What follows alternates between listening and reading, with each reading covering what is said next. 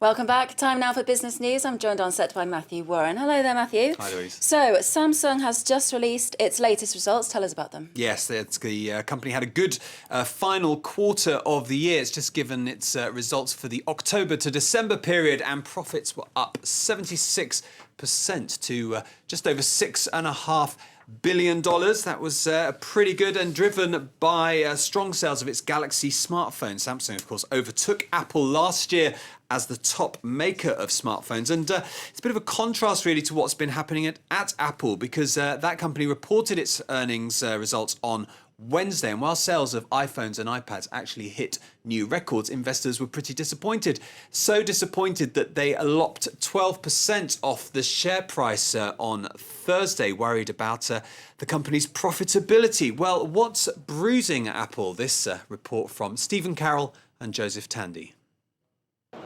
Record sales, tens of billions of dollars in revenue. What more could investors want? From Apple, it would seem, a lot. The company is expected to grow by a respectable 7% this quarter, but nowhere near rates of 50% Apple has seen in recent years. People are essentially starting to think of Apple as maybe the more mature growth company that it is now, as opposed to the more hyper-growth company that it had been over the last couple of years. After its shares plunged in trading on Thursday, Apple remains the world's most valuable company, but only just ahead of ExxonMobil. That's in spite of record sales in the last 3 months of 2012, 47.8 million iPhones sold and 22.9 million iPads. That earned the company $55 billion in revenue, its highest quarterly figure ever.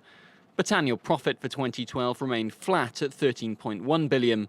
Some investors are concerned that Apple's golden era is over and that it's not being clear enough about where future innovations lie. This is an issue to some extent, especially with the backdrop of Steve Jobs now not being with Apple for over a year, and the company really seemingly just doing refreshes regarding existing categories and products. Samsung, which has overtaken Apple in the smartphone market, announced its results this Friday. Investors will be watching how sales of its Galaxy S3 measure up to the iPhone. All right, Matt, so did that drop in Apple's share price affect the markets in any way? Well, it did, because Apple's so big that it makes up 15% of the market it's listed on, the NASDAQ market. So we saw that reflected on the NASDAQ in the Thursday trading session. It fell by 0.75%. The other markets there not moving very much on Thursday. Over in Asia, there's been a big split, really, in what's happening in markets there. The Nikkei in Japan up over 2.8%. That's because a weaker yen is helping Japanese exporters. But as you can see there, other markets slipping back in this Friday's trading session. Well, now let's get some more of the day's business news. And a strike on the Athens Metro is causing continuing disruption for commuters there. This Friday morning, Greek riot police have stormed a train depot to remove striking workers. The government adopted emergency measures on Thursday to force them back to work. The strike is over austerity measures, which unions say will see salaries cut by a quarter. Well, a growing taste for coffee in Asia helped push up profits at Starbucks. Sales in the region rose 11% in the 3 months to December. Europe was a weak spot, though. Sales there fell back by 1%. And more questions than answers, perhaps, for investors as Microsoft released its latest results. The company failed to say how many of its new tablet device, the Surface, was sold. Overall, though, profits dipped slightly in the last quarter. All right, Matt, back here in Europe, a scandal at a certain Italian bank continues to grow. Yes, it's becoming a really big story in Italy. This is about the Monte dei Paschi Bank. It's the world's oldest and Italy's third largest. But funding problems there have caused shares to collapse in recent days. And the reason for that collapse are part of a growing scandal taking in some of the country's leading figures. This report from Claire Murphy.